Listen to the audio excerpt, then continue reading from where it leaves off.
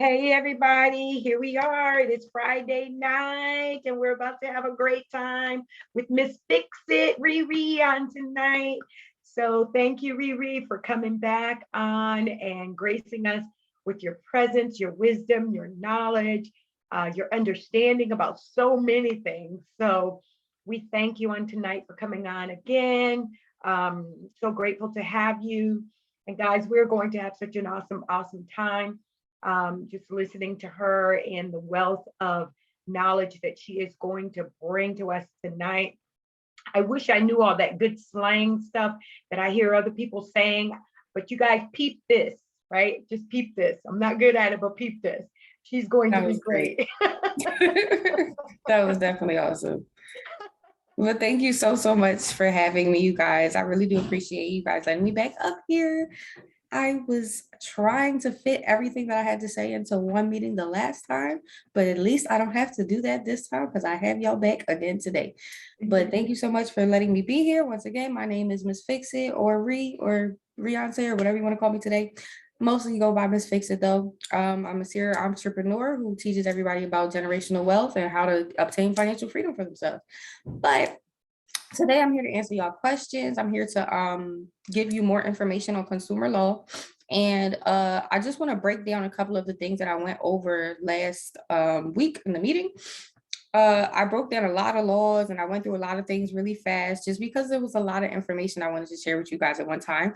But I did a little bit more detailed of explanation this time. So hopefully you understand it a little bit better. It's not like the best looking though.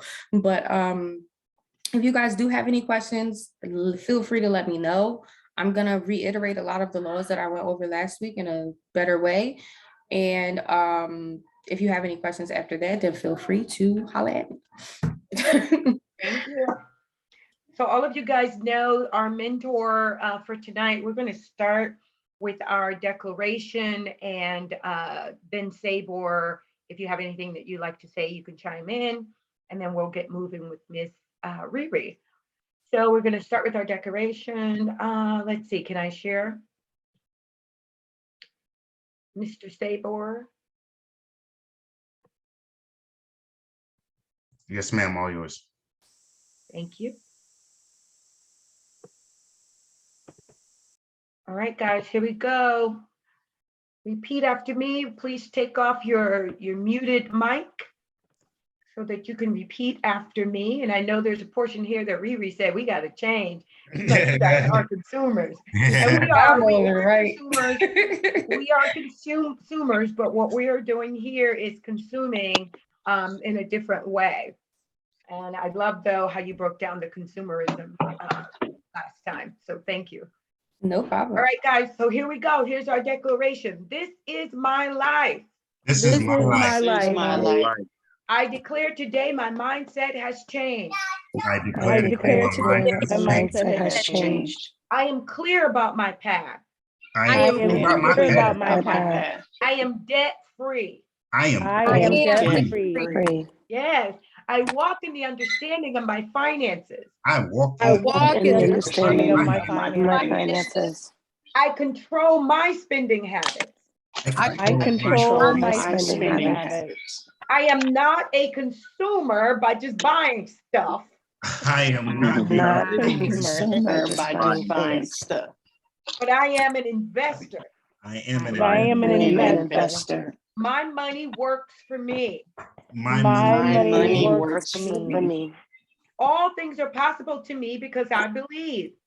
All things are possible to me because I believe. I am financially sexy. I am financially sexy. I won't give up. And I won't give up. Yeah. Come on, give yourself a hand praise. Come on. Sabor, is there anything that you would like to say as we bring on Miss Fix It Riri on tonight? Yes, ma'am. I know we've been doing a lot of, too, if you can. I'm sorry. Oh yeah, I'm sorry. I'm not dressed up tonight, y'all. I'm wearing one of my friend's shirts. He got his own business down here. So I just wanted to make sure that we all understand the proper correlation between velocity banking. I know we go over a lot of ABCs and stuff like that. And I'm trying to have a lot of guest speakers so the information won't be redundant. But at the same time, I want to make sure we're still all on the same page, you know. So I just wanted to make sure, give somebody a quick example, because we had somebody that's reached out to me this week that was trying to buy a car for put on Toro. And maybe we have something different. This is the strategy that I use to buy my cars for Toro. So I use OPM. I'm always an OPM type of guy. I don't use my own money. I use other people's money. So can y'all see my screen? Yes. All right. So it's just real fast before we get over to Reed. So this is the car I'm buying for Toro. So the car purchase is going to be $20,000. Of course, you're going to get your pre-approval. I'm a Navy Fed guy. Whoever your bank is, you get your pre-approval. That way you don't get the hassle. So basically, you buy a car for $20,000 within my pre-approval range. I bought it for $20,000. The value is $25,000 because used vehicles are going up for some reason right now because they don't have new cars out. But anyways, I do so what I want to do now is I want to take the money from my credit card to purchase the car. You got what I'm saying? So I got the car. Now I'm taking the money from my credit card and I'm doing a balance transfer to pay off the car because I want my car on my line of credit. Okay. So now that I got the car on my line of credit, the balance transfer cost me $800. So you see the total is be $2,800 that I owe the bank. Okay. So now minus the 800, so the outstanding balance on the car is going to be 20,000. They are charging me 3.5 interest rate. That makes me a total monthly payment of $268. So Toro brings me on that vehicle $500 a month. My current cash flow is $2,200, $2,268. Toro brings 500 minus the payment to the credit card. I have a net cash flow of 2,500, and this basically I just broke down in 8.3 months. The car is free and clear, and you just start the process all over again. This is really more done with real estate. So I did put the example in there. It's the same basic concept. You buy the purchase price. I think this is one of the deals that we did in the investment group. Similar to it, right, Raquel, Raheem? Yes. Yes. Yeah, so it's similar to what we did here. Everybody liquidated their credit card for the down payments. They're bringing the value up. We forcing appreciation in the home, current cash flow. So, you know, if I had to do it a long way, but you know, we're doing it actually a different way and got a couple of cash offers and also going to sell or finance this property. But this is basically showing somebody the workaround how to get 100% HELOCs on this one. You know, so I just wanted to make sure everybody understands that. But anyways, I'm not going to talk tonight. I've been talking a lot. I just want to make sure everybody understands our process. And thank you for coming back. We had a lot of questions. I got a lot of people reached out to you, reached out to me for you to come back. So let's pause this. Reed, That's awesome. That's awesome. Thank you so much for having me back. And can y'all please just give this man a round of applause for putting this whole presentation together? Because that was a very good breakdown. All right. Just So breathe past that breakdown like it wasn't as awesome as it was. No, we do it all the time. So I just want to run through because I didn't want to hold everybody's time. They'll reach out to their coaches if they need anything. So Woody HL. Yes, we are right here. Yes, I think the first question was from your coach. They wanted to say that you received a letter from one of the from one of the so-called credit people. I want to say debt collection agency. Yeah, debt collection agency. Yeah, it was the debt collectors, and basically we received like upon the like verifying the debt, they basically sent us a letter stating that they sold our debt to the debt collectors. So we wanted to know if that itself was grounds to just be like, well, I don't know, that's not, I didn't borrow from you, so what's up with that? They really is bold, first of all. So basically what happened, Ree, was that they sent a debt validation letter to the actual debt collection. The debt collection went back to the original creditor who actually sent the letter to them. That's what I was trying to say. I couldn't get it out. So it didn't come from the debt collection agency. The debt collection agency went back to the original lender that they received. So they want to know how it removed from the credit report. Right. So the fact that they even sold your debt to another company in the first place is already a violation. The fact that they contacted you as a debt collector is already a violation. Hold on, let me see if I can pull up the exact violation that it is. I believe it's 1692C of the Fair Credit Reporting Act. I don't want to lie to you though. And it is 1681B, permissible purposes of consumer reports. And then there's also, it was 1692C, communication. So basically what 1692C is saying is that a debt collector may not contact you at all whatsoever if you do not give them written permission of you in order to contact them. So if you do not write to them beforehand and say, okay, well, I give you your permission to contact me in any way, shape, or form about this debt, then they're already in violation for contacting you in the first place. Also, you can use 15 USC 1692E, which is false or misleading representations, which is basically saying that, oh, I'm sorry, I don't want to cut you off. But it's basically saying that they cannot say that they're anybody other than the original person that gave you the debt. So if they're trying to say that they originally gave you the debt or that you owe them some sort of debt that you didn't owe to them specifically and that you owe to another company that sold them the debt, then that's already a violation in itself. So to recap, you can use 15 USC 1692C, 15 USC 1692E, and if you're really feeling fancy, you can use 15 USC 1681B, which is permissible purposes of consumer reports, which says that no account that is not furnished with prior written consent from you cannot be on your credit report. So since they sold the debt to another person that you that never had an account with, it's already in violation from here moving forward. So what you can do is give them the permissible purposes. You can give them permissible purpose law in a letter, write a letter saying, hey, you violated 15 USC 1681B of my consumer rights, my Fair Credit Reporting Act rights, and say, hey, I never gave you permission to write this on my credit report. I don't even know where this account came from. I never had any type of business with you guys.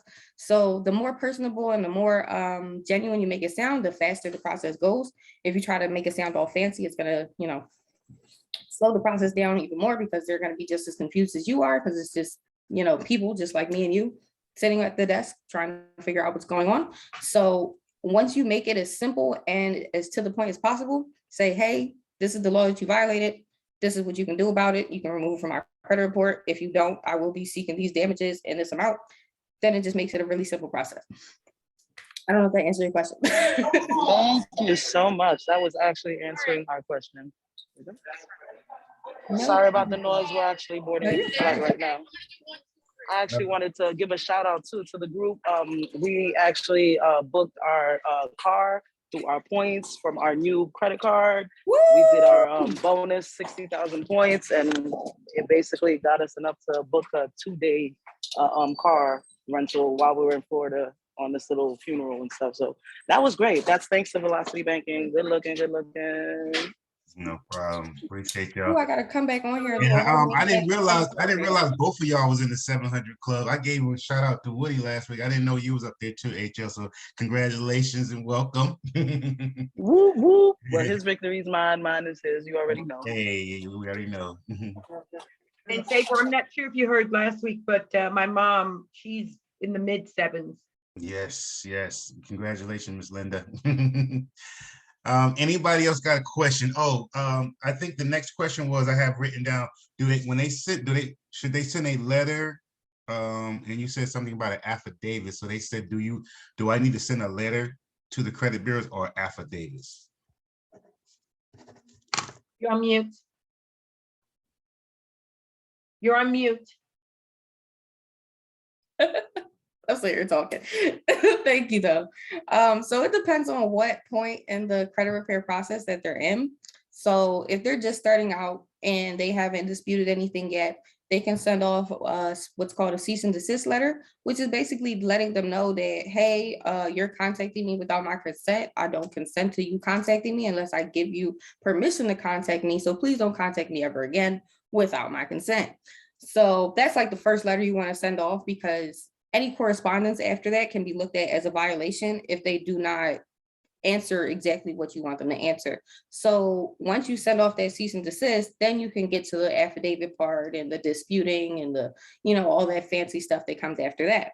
But the affidavit is really just a list of the laws that they violated. So you want to not wait, but you want to compile as many laws together as you possibly can into one letter, and then send that whole letter off instead of sending affidavit after affidavit after affidavit, which you can do, but you're just going to have to end up like, say, for example, you send an affidavit right now and they say, okay, we're not going to answer anything on the affidavit. We're just going to send you whatever we have on file for you. If you send the affidavit, they have to respond to that affidavit with an affidavit. So they have to respond to your affidavit line by line, word by word, every single thing you said on that affidavit. And if they don't respond in that way, then it's already a violation because they did not respond in the appropriate form. So instead of making 17 affidavits, you can just have one long affidavit of all of the violations and all of the laws and everything that you had to go through to get that account removed that was not supposed to be there in the first place, and all of the things that you want to be compensated for. Now, when I say compensated for, when they violate these laws, any of these consumer laws that they violate, they owe you $1,000 per violation. So every single time I pull up a law and say this law 1692C is a Communications Act law that they violate all the time just by contacting you, or 1692B or 1681D, or there's so many laws that you can use to your advantage when they violate them, that you want to wait until the last possible minute to make sure that you got all the violations and all of the laws that you can compile into one affidavit. But that's basically what I mean though. It's an affidavit of truth is just you stating your truth. It's you stating what laws that they violated from you. But that's about it. You're saying start with a credit repair letter, document every transaction or correspondence you have with them, and then if they give you a lot of pushback, then you go with the affidavits. Yep. So, and if you've already started disputing, then what's the method? Yeah, if you've already started disputing, that's perfectly fine. You want to get the entire disputing process out the way first so that you have more ammo to put in your affidavit. So if it took you 5 rounds to dispute, then that's 5 rounds worth of violations. Or if it took you a whole year worth of disputes and then they took the account off and put it back on real quick, then that's another violation. So it's like, you want to wait until the entire thing has like kind of settled itself to be like, okay, now that we've commenced or finished doing business together, this is how many things that you've violated of mine. So you want to wait until after the account gets off, after the account gets removed, and then you can start the affidavit process. But you can definitely use the laws to get that accounts off too. Hopefully that answers your question. Mm-hmm.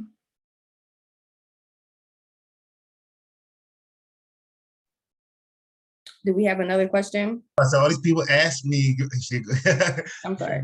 Ask me for it. She go now. I know Renee's at work, so Renee really had questions about how to find the consumer laws.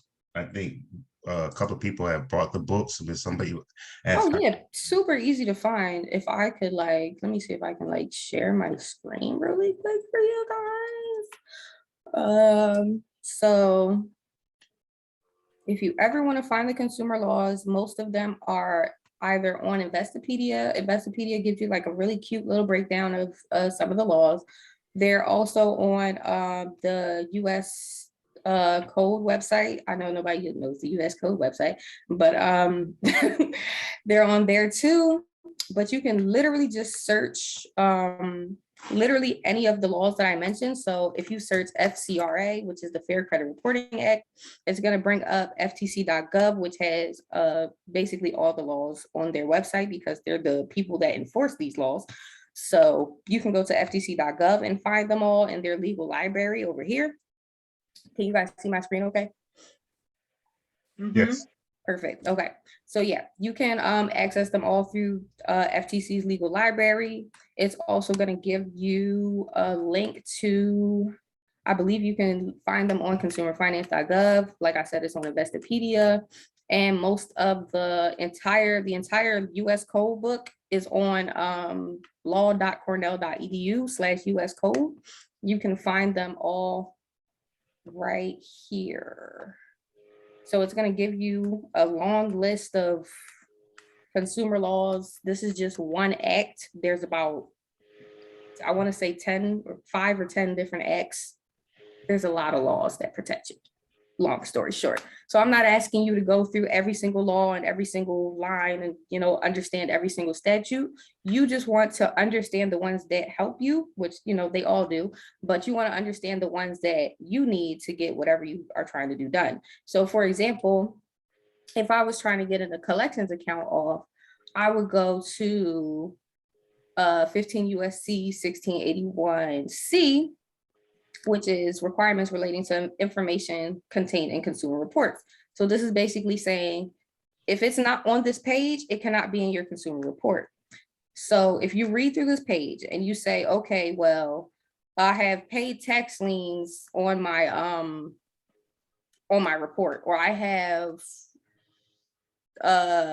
account that's not mine on my report, you can come here and say, okay, well, they violated this and they owe me this, and they'll tell you like exactly how much they'll owe you for each violation. They'll tell you basically anything you want to know about the consumer laws is all here. But this is a lot to take in for a lot of people. And I do understand that, you know, who has the time to go through, you know, the entire US law book? Nobody. There are people that have super really good breakdowns like me. And there's also the Bureau Bullies, and there's also I think his name is Brother Truth, and there's Bree Hive, and there's just so many people that have like spent their time just breaking down these laws and nothing else. So if you want to really dive deep into it, you can grab one of my consumer law books, or you can grab one of Bureau Bully consumer law books, or you can grab one of anybody in this field's consumer law books. And that'll break it down a lot easier. I have a little thing that breaks it down, but it's not like the most reader friendly thing here. So it's in a book form for better reading purposes. So if you do need that, I also have that for you. Ree, somebody asked, can you please put those links in the chat for them? Oh, absolutely. So I actually had, I wish I could put this whole thing in the chat because like I had the links on the thingy. So I'm glad you asked me that question because I have all the resource links to every single one of the US codes and the acts that I mentioned. They're all in my presentation that I was doing for you. But I'm gonna throw all of these in the chat while I'm talking. So if you see me running back and forth, that's why. But once I throw these in the chat, you can still go ahead and check out the books that I have on my Instagram at _MissFixit. And then you can also check out, which I highly super recommend, the Bureau Bullies books that he has. I think he has a credit reparations book that is really super awesome for trying to understand the laws. Here we go. Anybody got any other questions? She's here. Make sure you get it now. I have a question. For those people who have some kind of bill that they do not remember, and you get a phone call threatening that they're going to take you to court, and they're going to get in contact with your employer and confirm your information, and then they don't even say who they are. They give you some sort of reference number and a telephone number to call. What do you do with that kind of fear mongering? Right. So I'm glad you brought that up because that type of fear mongering is exactly what gets these businesses shut down. Because the last thing that you're supposed to feel like in any consumer credit transaction is harassed, abused, or any type of discrimination. 15 USC 1692D specifically prohibits all harassment, all abuse, anything that you consider harassment or abuse, anytime that you feel harassed or abused or annoyed or any type of negative feeling that has to do with your consumer credit transaction. So hold on, let me see if I can get this up bigger for you. So basically, 15 USC 1692D says that debt collectors may not use or threaten violence or harm to any person or their property. They cannot use obscene or profane language. So if they even say any type of curse word, $1,000 per curse word. Cause your telephone to ring with the intent to annoy or harass you, which is literally exactly what you just said. So you know they violated that. You can use these violations like 15 USC 1692D, 15 USC 1692E, and 15 USC 1692C to get these accounts not only removed, but compensated from your credit report. Now, the 15 USC 1692E specifically talks about when they say, oh, we're going to garnish your wages, or we're going to do criminal action against you, or we're going to do any type of, like it says in the last one, debt collectors may not falsely imply that non-payment of debt will result in imprisonment or any type of adverse action from you actually receiving, you actually paying this debt. So if they try to threaten you in any way, shape, or form, then that's already a violation of not only 15 USC 1692D, but 15 USC 1692E. And the fact that they even contacted you in the first place without your consent is already a violation of 15 USC 1692C. So that's about $3,000 alone, probably $6,000 if you go line by line. But if you do want to seek remedy against them for that, you would have to send them a cease and desist for them not to contact you anymore. Then you would have to send out your affidavit of the laws that they violated, and then you would have to send your invoice with that affidavit of however much money that they owe you in violations. So I would have to get in contact with them to find out exactly who they are. And, right. So if it says whatever it says on your credit, you want to go after them first. If you can't get in contact with them, then go to the credit bureau.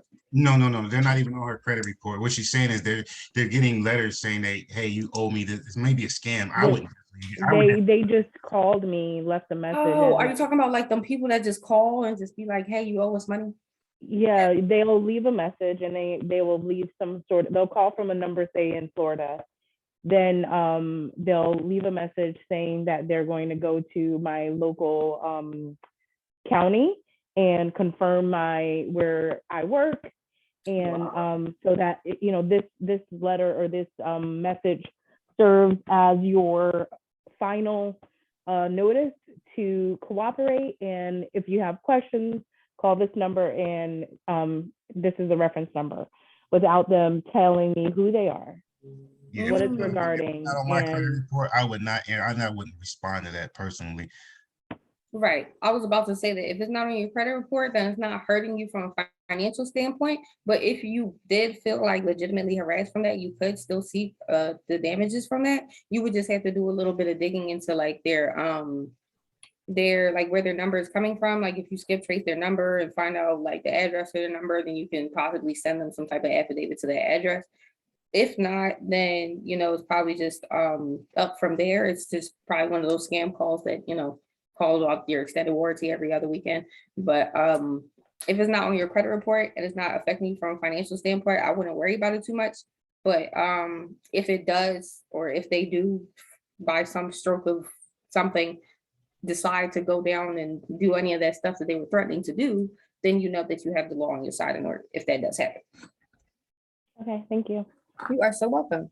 Hey, Rick, someone has a question. Ed, he says, is it a violation for a vendor to threaten to report you to a credit bureau if you refuse to pay more money for a service that was already paid by check with a statement of paid in full on the check? which they cashed. So it's a violation for them to stray from anything that wasn't in your original contract. I believe, let me see if that's on, I don't know if that's the next slide over or this one, but basically, if they go off of anything that wasn't on the original contract, which is what they call a finance charge, they cannot increase or decrease any of the payments that you have to pay on their finance charge. They cannot change any of the terms of that contract. They cannot ask you to pay more. They can't even ask you to pay less.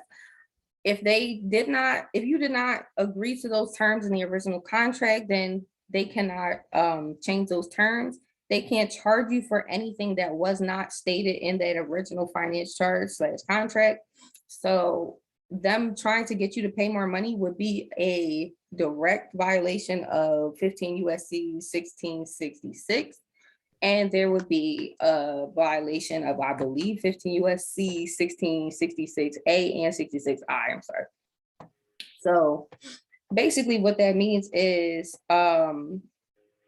they cannot threaten to report anything on your credit bureau without your consent. On your credit report without your consent. As it says in 15 USC 1666A, it says that creditors cannot threaten to report any late payments, and they cannot report anything less than 90 days old. So if they're threatening to report any non-payment, or they're threatening to report anything that you have not given them consent to do, that's already a violation. The only thing that they can do is things that you specifically consent them to do. So Ree, can you stop sharing real fast? Got you. I just want to pull up something for the group to follow along with you. So what she's trying to say is, when you first start your communication with the credit bureaus, you need to have your credit repair letters. So this is basically like a sample credit repair letter here. And you just want to go ahead and basically, I normally use the same format.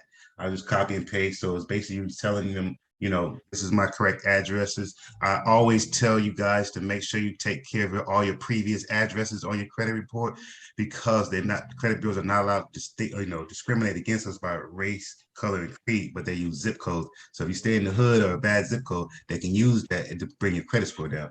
So what she's saying in here is, make sure that you list all your codes. So how I have this is starting, how I have the act here, the Fair Credit Reporting Act, and I have a code here, which she already went over. That one is basically saying all the information on your credit report must be true and accurate. So you can start listing those codes that she showed you guys right after that. And then also at the end of your letters, you can also list the violation, the same thing that she's putting there. Does it make sense? Because you want to make sure you give a definition, because again, people at the credit bureaus are just like me and you. They don't really know the information. You can spit all those codes, but if you're not giving them a detailed message of what the codes are, that's where you get lost at. And that's where they give you the pushback at. Exactly. So we have another question.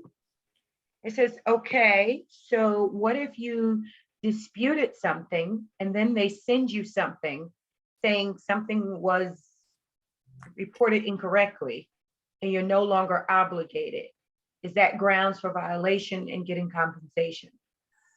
Yeah, so either way, whether they take it off or not, as long as they do not give you what you want out of the consumer credit transaction, it's already grounds for violation and compensation.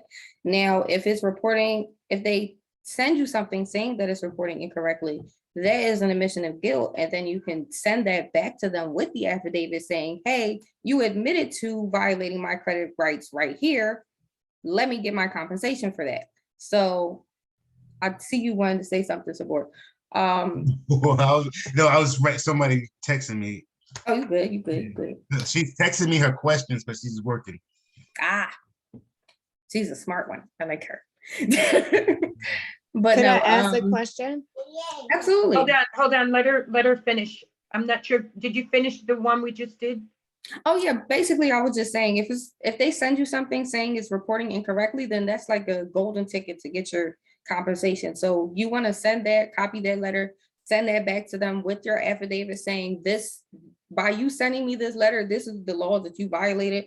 And you send them an actual invoice for that with your whole bank account number, all that, so they can actually give you the compensation that they just admitted to owing you just now. So once you get that letter, send that back to them with the affidavit and the invoice. And if you have to send that a couple times, that's fine. They might be a little, slow in the head, hard of hearing the first time. But as long as if they don't respond with the affidavit, then just send them another affidavit and keep doing that until you get your money. But okay, I'm done. Thank you. Lovely. I think it was Lovely that had a question.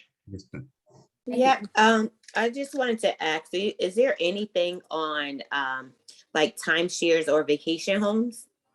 Oh, absolutely. Somebody just asked me about this too. It might have been you. I think I seen your your Instagram thing. I didn't get a chance to reply, but thank you for bringing that up again. So timeshare and vacation homes, they fall under real estate just like every other account. As long as it's a negatively reporting account or a closed account, it can be disputed. Usually you can't dispute open accounts unless you're trying to dispute late payments or something like that. But as long as it's a negatively reporting account, it can be disputed. If you don't want any more ties with them, if you don't want the timeshare vacation home anymore, then like, is it paid off and you just want it off, or you just don't want it anymore and they're trying to put it into collections? No, I recently purchased, and I was thinking, like, do I really want this now? And so it's nothing reporting, everything is paid up, but I just wanted to know, is there a way that I can get out of it? Because I heard that once you enter it, there's no way to get out, and you're like stuck with paying these taxes and stuff in these other places. And Oh yeah, absolutely. So you can send them how long ago did you get it? August of last year. Oh, okay. So you could have sent them a right of rescission letter, which would have been, if you backed out for any reason within that 90-day period, then they would have had to return all your money back just per the right of rescission law.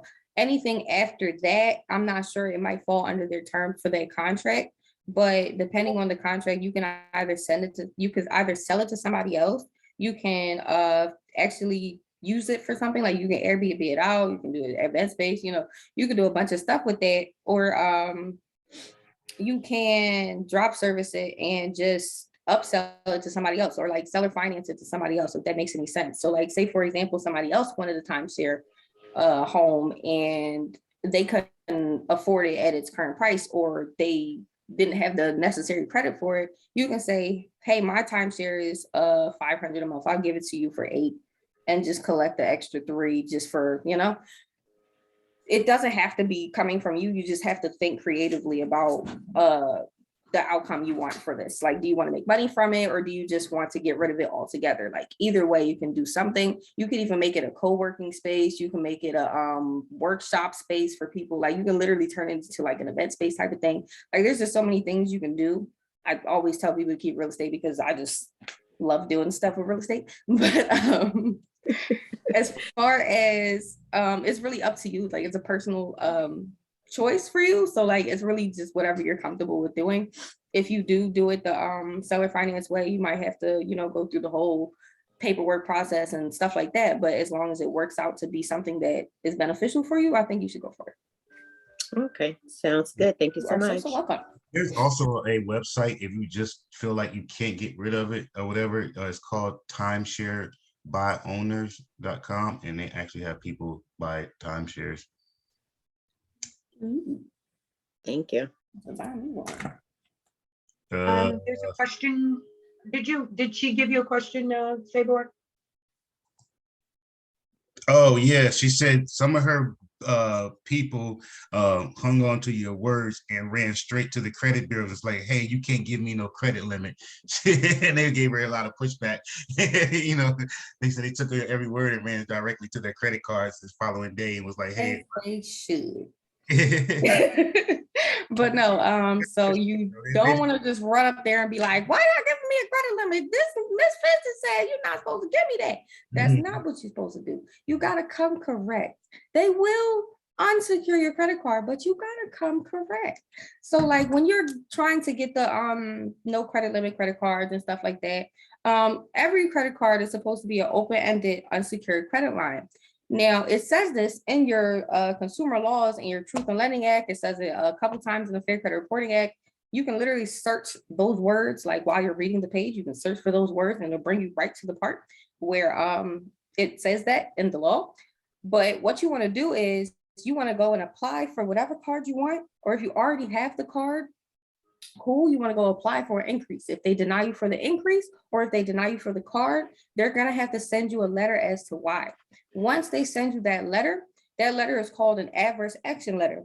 Now, once they take adverse action against you, which is basically saying that they denied you for credit for whatever reason, which makes absolutely no sense because the law says how. But once they give you that letter, then you can send that adverse action letter back to them with an affidavit saying, hey, you're not allowed to deny me for credit, number one. And number two, this is not the credit limit I asked for. I don't want a credit limit on my stuff. I want no credit limit. I want an open-ended credit line.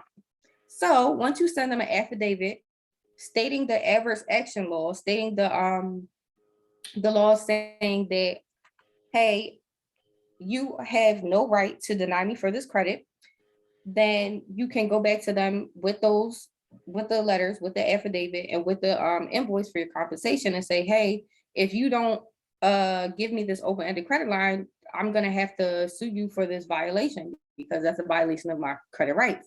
So as long as you break down what laws that they broke and how they broke them in detail, then you should be able to get what you're asking for.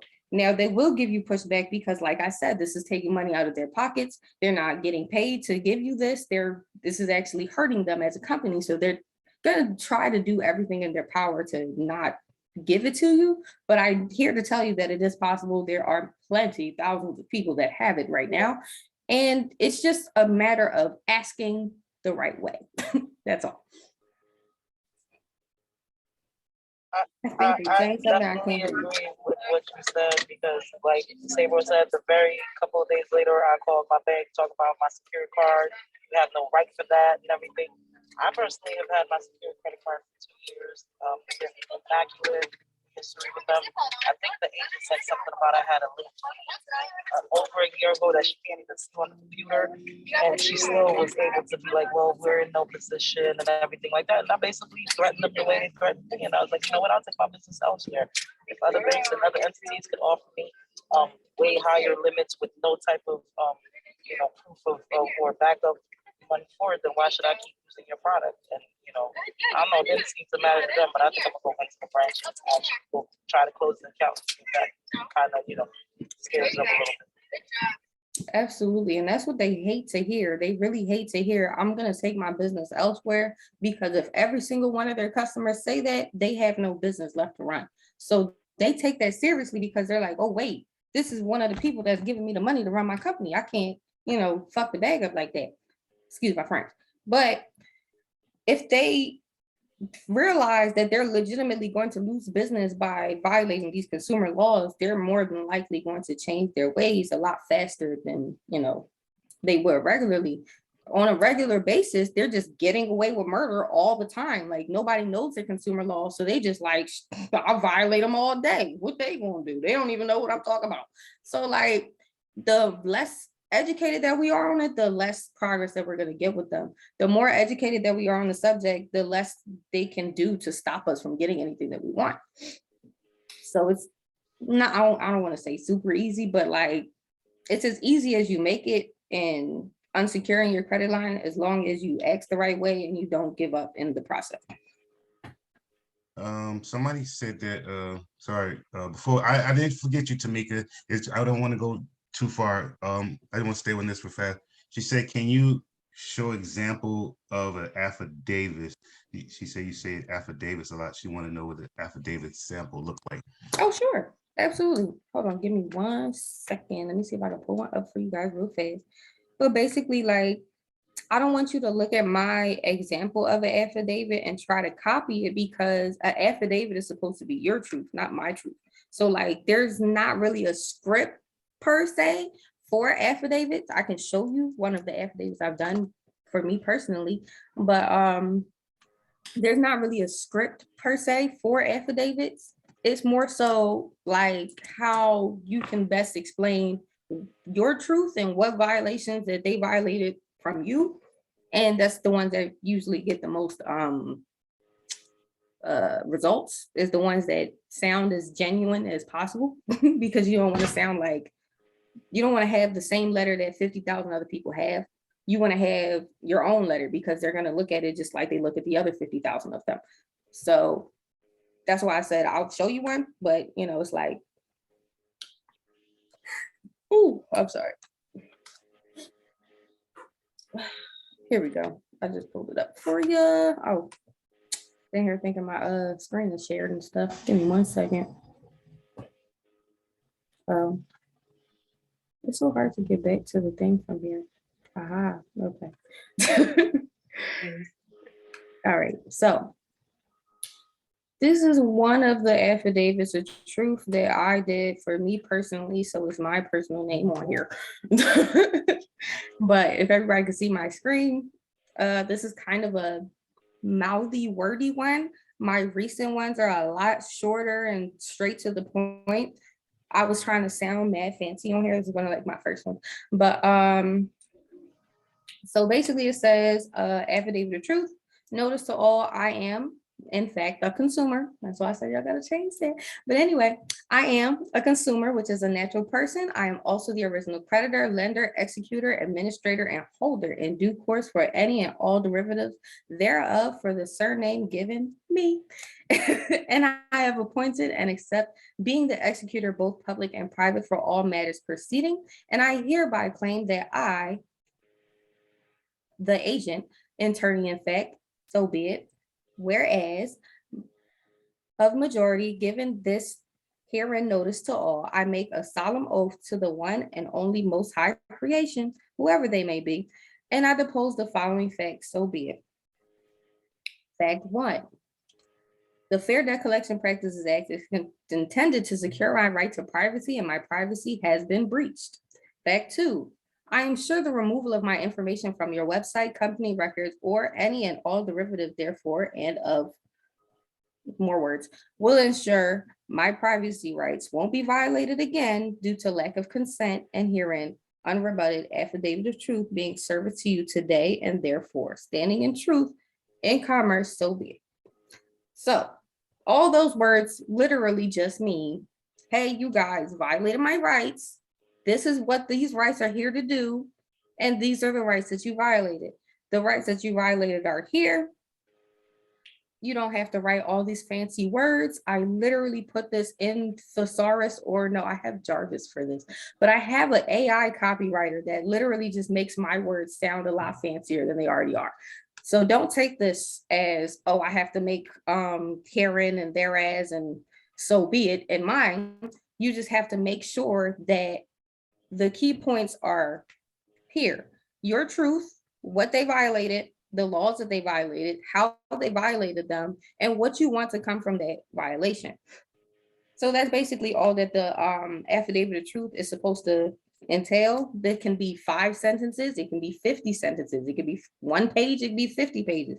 It all depends on how you want to write it and how many violations that you have. So literally just affidavit. You send this affidavit with, usually I have a copy of the invoice on this thing, but I don't know where it's at. But anyway, you send this affidavit with, this is my credit repair person. You send an affidavit with the invoice, and they're going to give you an affidavit back saying, okay, line 1, you're right. Line 2, you're right. I did violate that, Joan, my bad. Line 3, oh, I don't think I violated that one. Can you give me some more information? Line 4, like they literally have to respond to this line by line by line by line. And if they do not respond to this line by line, then I have to write another one saying, hey, you did not respond to this line by line. So that's basically all that you want to do. You want to make sure that you sign this, you date this, and that you please notarize it, because once you notarize it, that's basically you starting court proceedings with this company.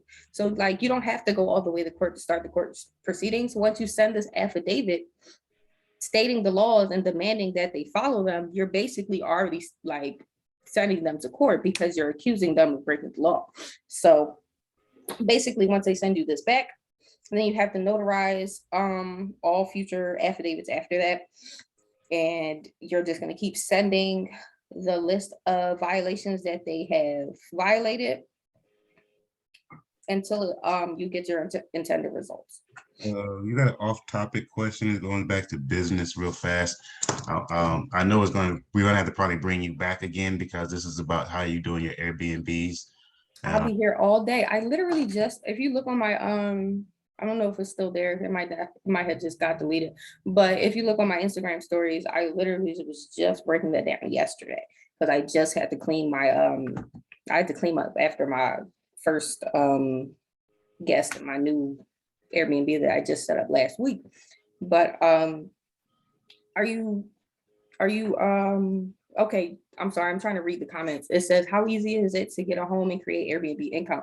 So the process in getting a home has been a lot more difficult than it usually is. It's because of the pandemic and because this whole financial literacy boom, and everybody's like learning how to do this now and nobody really knows what they're doing. And it's just a lot of random people just jumping into it and causing a lot of problems. So they started, doing a lot of restrictions and a lot of like, they basically started making it illegal to do in certain places and stuff like that.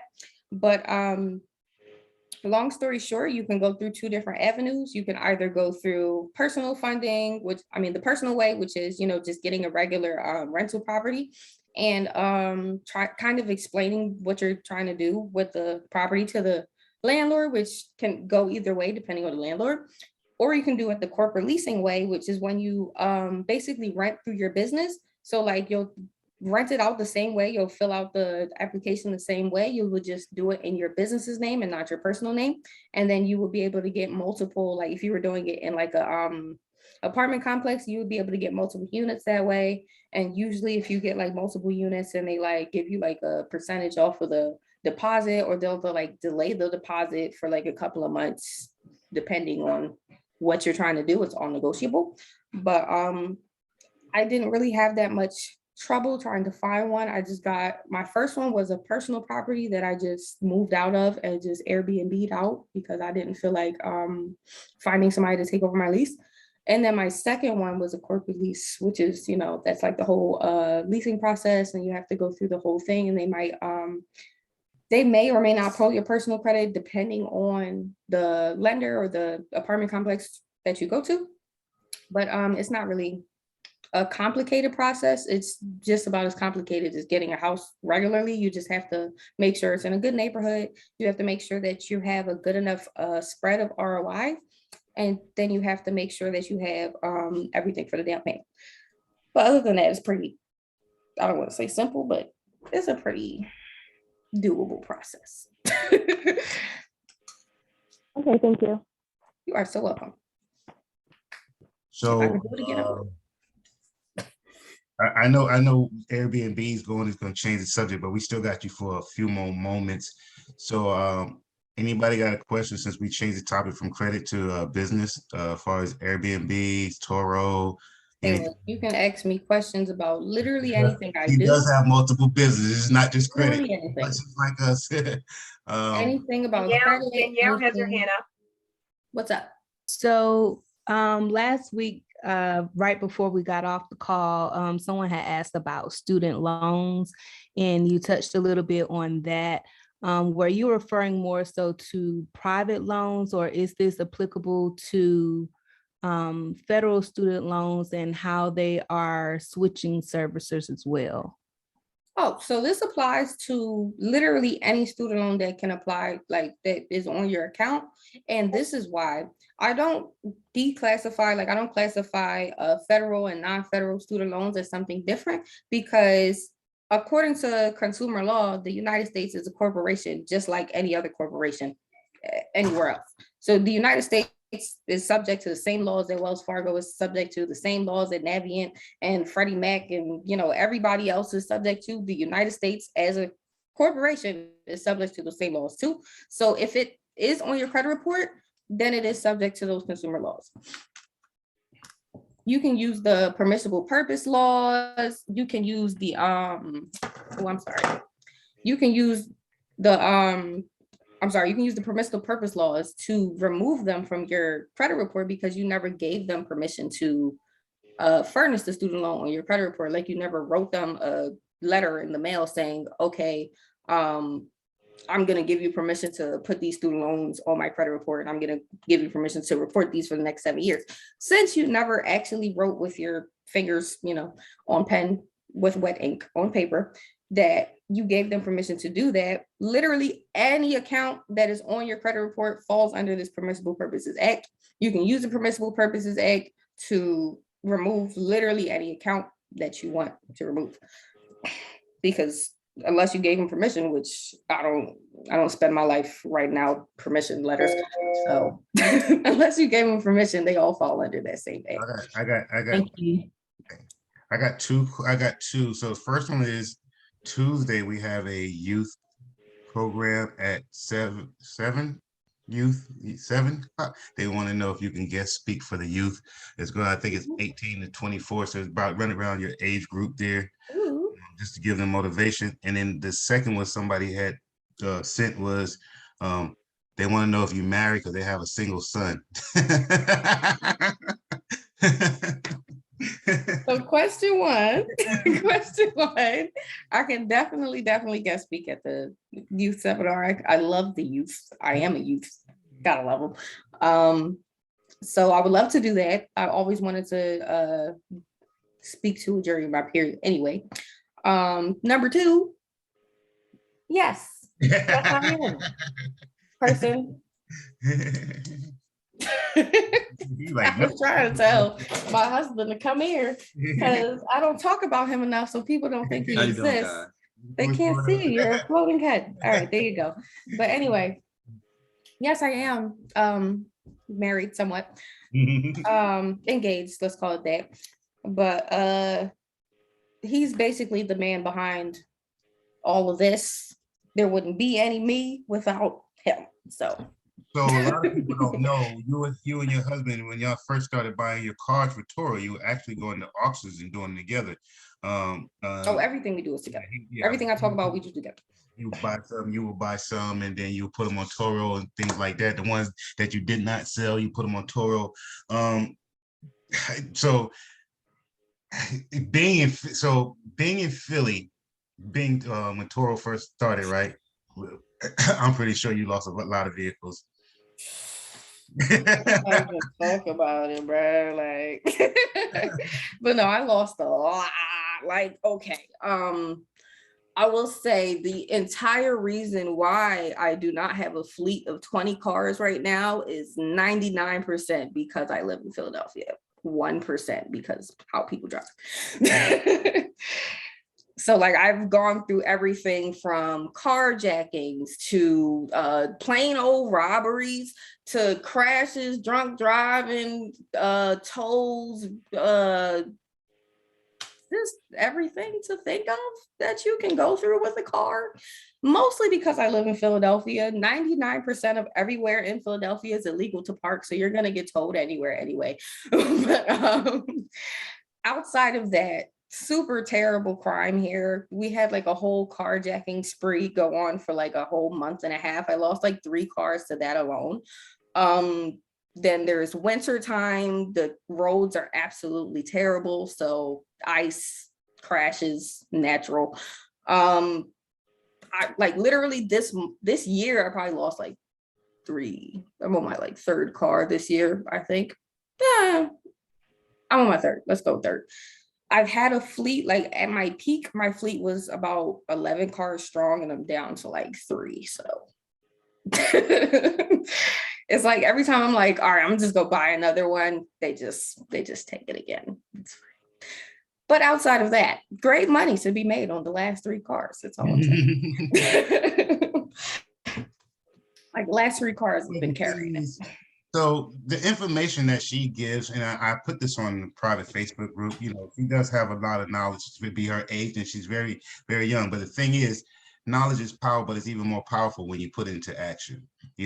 Even though she's lost investments, she's actually still moving. And because you've got paid out for those investments too. I'm pretty sure some of those losses you got paid out. You've been compensated from Toro and other places, especially the ones you lost on the platform. So, she just takes that money, reinvests it again. So I just want to make sure, this information that we're sharing here on this group is not for the analysis paralysis people. I got to know more and more and more. And they want to know more and more. They actually never move. You know, she's trying to give y'all as practical information so that you actually can make moves in your life. Anybody got any other questions? I know we're at an hour, but I talked for the first 15. So if you have any questions, you definitely want to shoot them now. Thank you so much. And And let's I not forget, definitely, I'm I'm so sorry. what sorry. were you saying? Let's not forget, Sabor, we have our special guest that's coming up, young man. I'm sorry. Is he No, ready? no. When she, No, I'm ready. I'm ready. If nobody else has any other questions, I want to thank you, Ree, for coming. I definitely will reach out to you about the youth class that's coming up this Tuesday so you can speak with them. I think it's like probably going to be like 8 or 9 of them, or maybe less. But there's not going to be a lot of them this week. But I don't mind. they definitely will be on the call so we can. Somebody said Just thank let me you. know. I'll be here. Somebody said thank you. Everybody said thank you in the chat. Yes, everybody make sure you reach out to her and thank her. You're on, please share your links. They've been asking for your links too. I think somebody like your Instagram and your Facebook links and all that stuff like that. Absolutely. Thank you so much for having me, you guys. Once again, my Instagram is @_MissFixit. I'm pretty much on everything @_MissFixit or just regular MissFixit. Everything that you need, everything that you probably want from me is more than likely in my link tree on my Instagram. If it's not in there, feel free to DM me and I'll get it to you. I will also put that link in the chat, you know, all that good stuff and things. Thank you so much for having me though, you guys. I really appreciate being here. I love sharing this information with you guys and I hope to do it again. So yeah, I appreciate it and have a great night, guys. Thank you. Rosie? Riri, if you could stay on though, just for a few minutes, because I have. Oh no, I'm gonna be here. I'm gonna be here. I have a star young man that's going to come on for a few minutes and talk to us about what he has been doing. I gave him a challenge. Lachelle, is he nearby? Yeah, I'm here. Okay, hey. So this is my 12-year-old genius that's on the line. Can you show yourself or you're unable to do that? Yeah, I saw myself. They got to see this beautiful face. Look at that.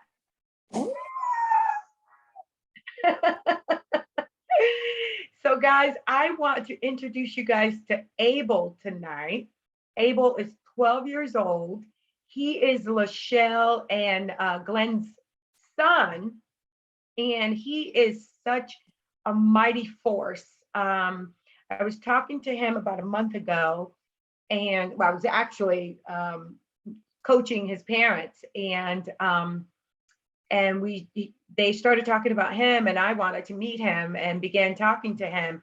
And he is such an old soul, much more wiser, very, very intelligent, just a super, super guy. And I wanted to bring him on. I gave him this challenge to create income, to double his money.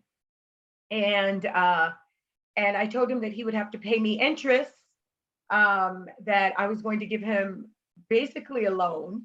I know Sabor is like, don't take the loan, don't take the loan.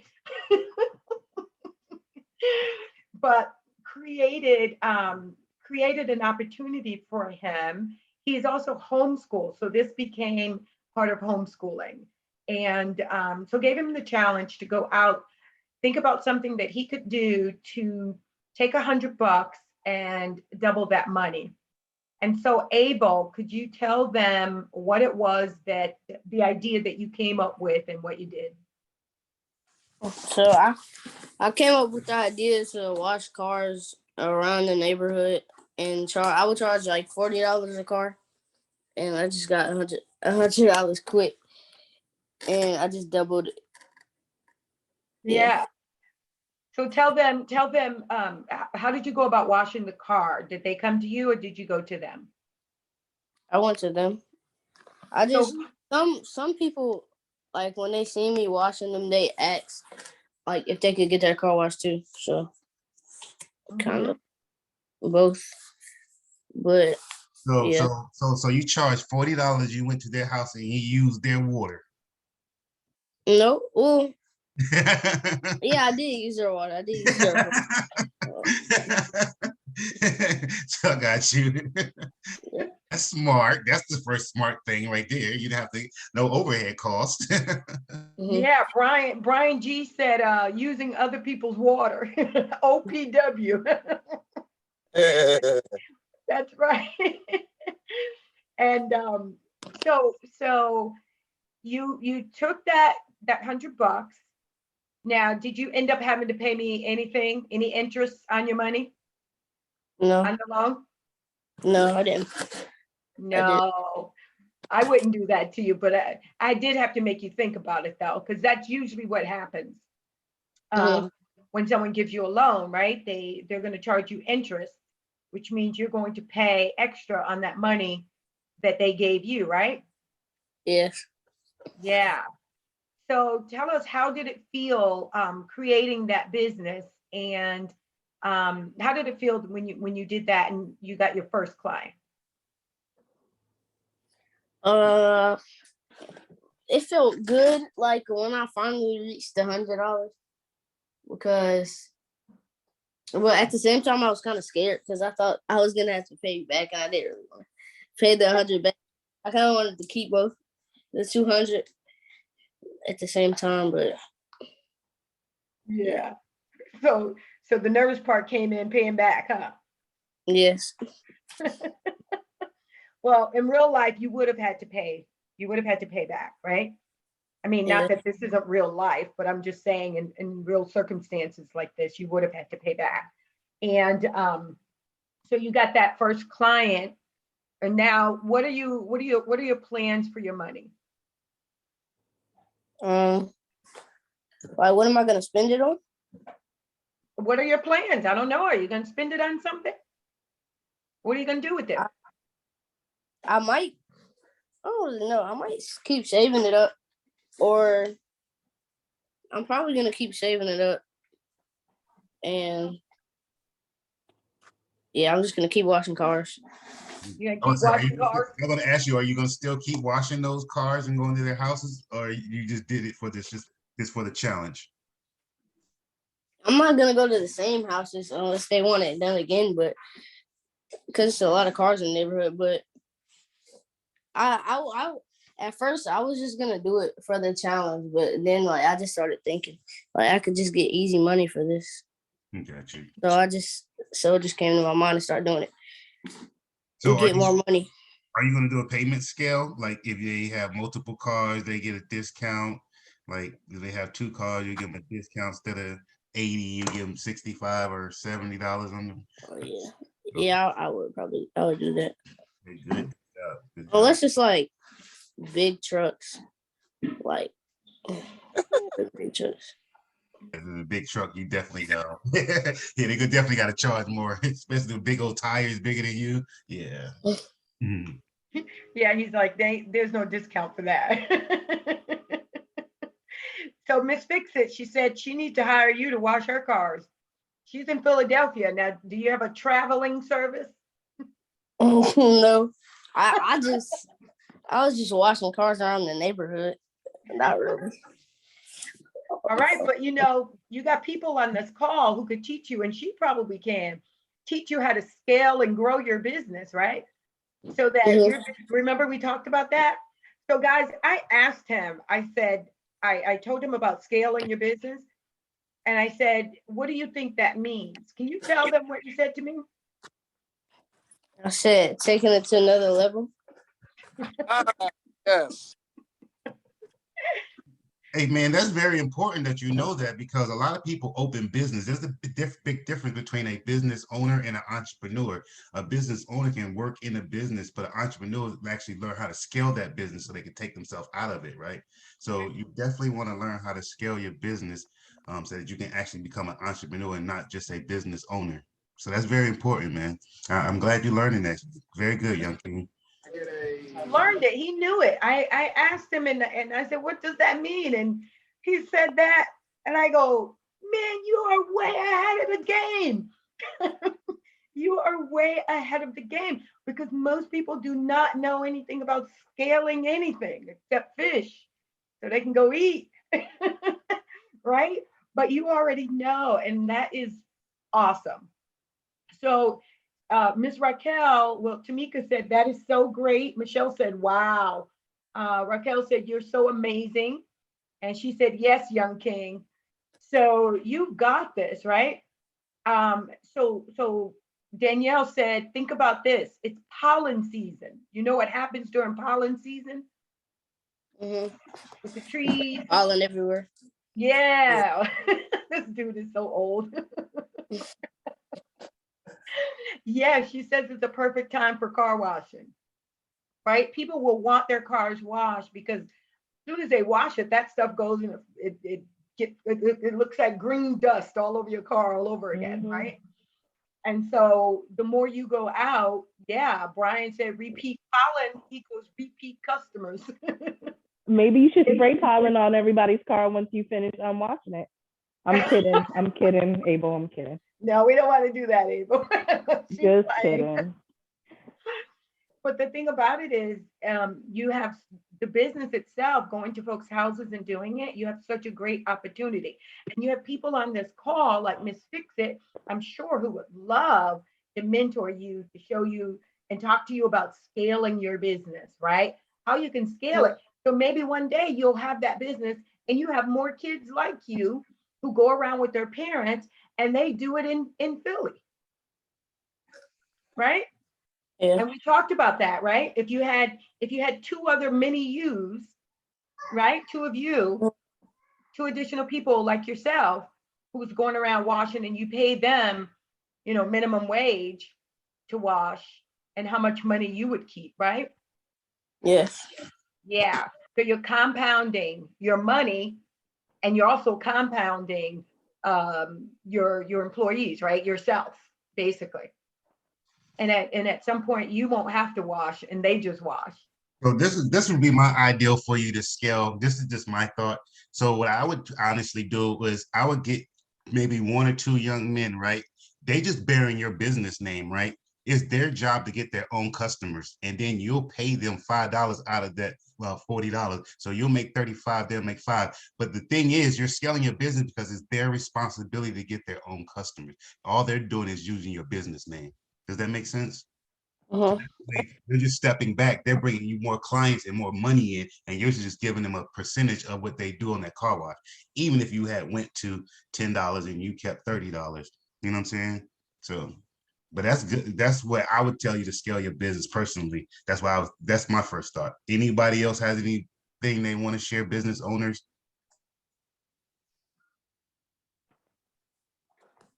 I just want to say congratulations to actually finding something to do at your age. It's so easy to be bored. I was really bored at your age, so I completely understand how hard it is to find something to do. But thank you. I'm proud of you for using your time wisely. You can definitely scale, like Sabor said, and just get a bunch of friends together. Like if you have like some friends around your neighborhood that want to make some extra money too, you could just, while you're washing this car, he could be spraying this one off, and you can make it like a whole type of conveyor belt thing, That's awesome. This is awesome because this sounds like something I did with my 14. He was 14 at the time. He graduated and his birthday was in May. He got like $900, and I told him, we ain't spending no money on games. You got to find a way to make some money. And he started a bakery business. But what Sabor said though, the little homies you play PlayStation with, you know what I'm saying? That'll be the reward, to take them with you. And then, at the end of the day, y'all go play the PlayStation, but let's get some money first and we can buy more games.